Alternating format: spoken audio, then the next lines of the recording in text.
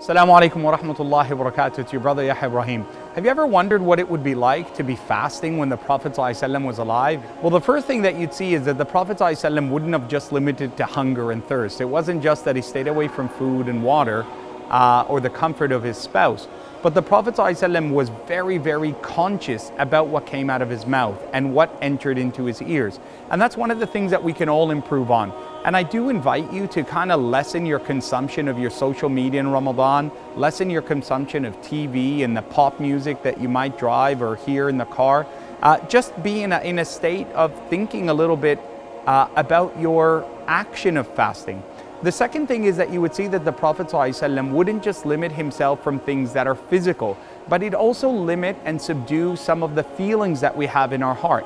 Sometimes there's that level of anger and levels of jealousy. And it could be someone, even in your own family, that you're so upset with that you haven't made peace with in a very long time. Well, Ramadan would have been the time where the Prophet ﷺ would have brought you together and told you to break bread together at the end of the day and just make amends. That you find love in the month of Ramadan if there's no other reason than to praise Allah subhanahu wa ta'ala.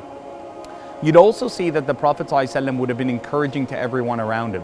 And he would have been that person who picks up everyone's spirit when it's that hour right before Maghrib and everyone's kind of tired. And the Prophet would have pushed them that extra little distance to do a little bit more dhikr, a little bit more Quran, a little bit more rest, and to be more patient with other people.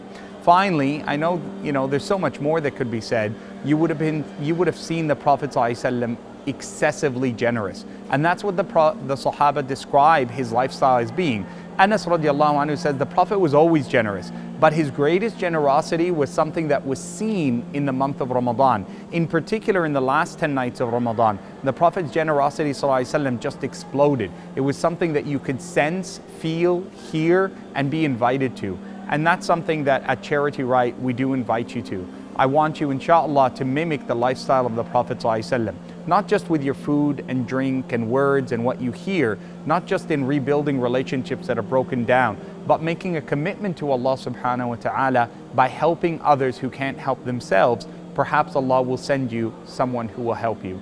I hope you'll join us at Charity Right for that commitment, inshallah. May Allah accept your small offering and make it greater than you anticipate on the Day of Judgment. Wassalamu alaikum wa rahmatullahi wa barakatuh.